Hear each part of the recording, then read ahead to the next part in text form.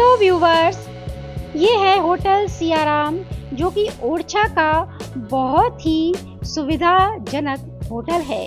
ये इसका रूम है, जैसा कि आप देख रहे हैं। इसका रूम बहुत क्लीन है और इसकी दीवारों का जो कलर है वो तो मेरी साड़ी से ही मैच खा रहा है, इसलिए मैंने यहाँ पर थोड़ा सा फोटो सेशन भी करवा लिया था। वैसे तो ओरछा में पर्यटकों के लिए बहुत सारी सुविधाएं उपलब्ध हैं, अच्छे अच्छे होटल भी हैं, तमाम प्रकार के रेस्टोरेंट भी हैं, लेकिन हम जिस होटल में ठहरे हैं, होटल सियाराम, ये भी बहुत अच्छा है और बहुत सुंदर सी कॉलोनी में स्थित है। बिल्कुल कॉर्नर में है, जहाँ पर छोटी छोटी बिल्डिंग्स बनी हुई हैं, किसी भी प्रकार का कोई शोरगुल नहीं है। यहाँ पर पार्किंग की भी अच्छी सुविधा है, एक साथ कई कारें खड़ी हो सकती हैं। और देखिए, पीछे से हमारी कार रिवर्स में आ रही है और इस समय हम घूमने जा रहे हैं ओरछा की बेतवा नदी पर स्थित कंचना घाट, जो कि प्राकृतिक परिदृश्यों से भरपूर है।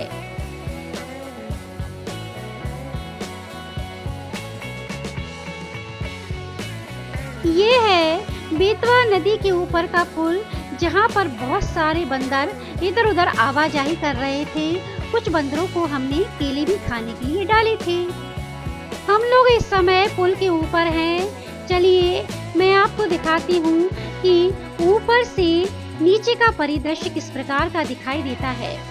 देखिए, ये है बेतवा नदी, जो कि पुल से बहुत सुंदर नजर आ रही है। पीछे किले का परिदृश्य भी नजर आ रहा है। हम लोग गाड़ी से उतरकर इस दृश्य को अपने कैमरे में कैच कर रहे हैं और हम फाइनली बेतवा नदी के घाट पर आ चुके हैं। ये मेरे पीछे एक सुंदर सा ऊंट है, जो कि राजस्थानी स्टाइल में सजा हुआ है। ये है बेतवा नदी का कंचना घाट, जहाँ पर बहुत से पर्यटक आवाजाही कर रहे हैं। ओरछा की बेतवा नदी प्रकृति और इतिहास का एक अनोखा संगम है। मध्य प्रदेश के ऐतिहासिक नगर ओरछा से होकर बहने वाली बेतवा नदी यहाँ की सुंदरता और पहचान का एक महत्वपूर्ण हिस्सा है। शांत बहती हुई बेतवा नदी के किनारे प्राचीन महल, मंदिर और राजाओं की याद दिलाने वाली छतरियाँ दिखाई देती हैं। इस समय हम एक लोहे के पुल से गुजर रहे हैं, जो कि नदी के एक सिरे से दूसरे सिरे तक जाने के लिए पर्याप्त है और बहुत मजबूत है। नदी का नीला हरा पानी, किनारे की हरियाली और आसपास का शांत वातावरण पर्यटकों को अपनी ओर आकर्षित करता है। ओरछा आने वाले पर्यटक बेतवा नदी के किनारे घूमना, नदी का दृश्य देखना, छतरियों और आसपास के ऐतिहासिक स्थलों को देखना पसंद करते हैं। यहाँ का माहौल शहर की भागदौड़ से दूर शांति और सुकून का अनुभव कराता है। बारिश के मौसम में बेतवा नदी और भी आकर्षक दिखाई देती है, जब चारों ओर हरियाली बढ़ जाती है।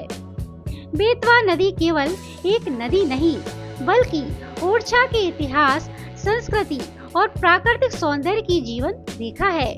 इसके किनारे खड़े स्मारक और शांत बहती नदी मिलकर ओरछा को मध्य प्रदेश के सबसे खूबसूरत ऐतिहासिक पर्यटन स्थलों में से एक बनाते हैं। यहाँ पर पर्यटकों के लिए नौकायन मतलब बोटिंग और रिवर राफ्टिंग की भी सुविधाएं मौजूद हैं। पीछे के परिदृश्य में कई बुंदेला राजाओं की छतरियां बनी हुई हैं, जो कि ओरछा की स्थापत्य कला का अद्भुत उदाहरण हैं। ये छतरियां बुंदेला राजाओं की स्मृति में बनाई गई थी। नदी के किनारे खड़ी ये ऊंची ऊंची संरचनाएं जब सूर्य की रोशनी में चमकती हैं, तो पूरा दृश्य मनमोहक लगता है।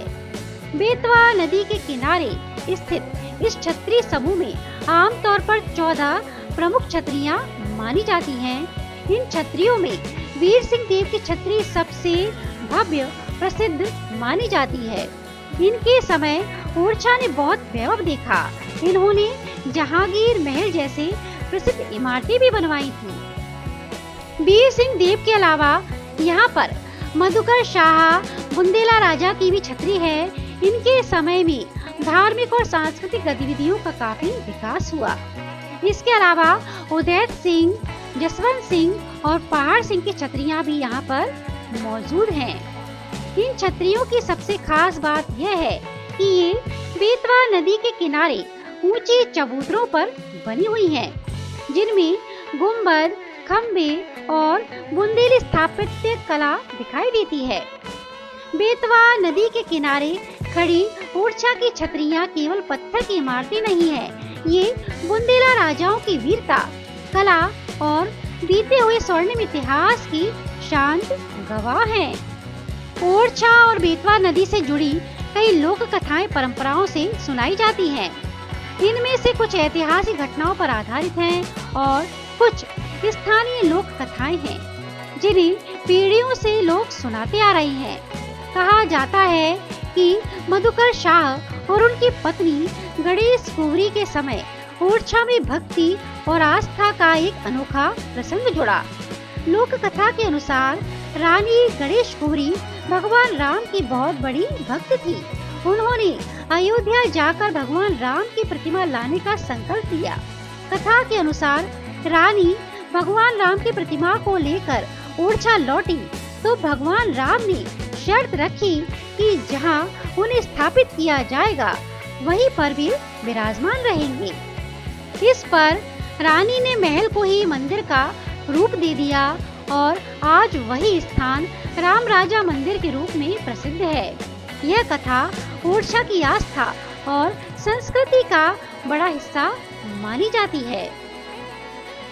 स्थानीय लोग कहते हैं कि बेतवा नदी केवल पानी की धारा नहीं है, बल्कि यह ओरछा के सुख दुख की साथी रही है। राजाओं के समय से लेकर आज तक इस नदी ने मंदिरों की घंटियां, महलों की कहानियां और लोगों की आस्था को अपने किनारे देखा है।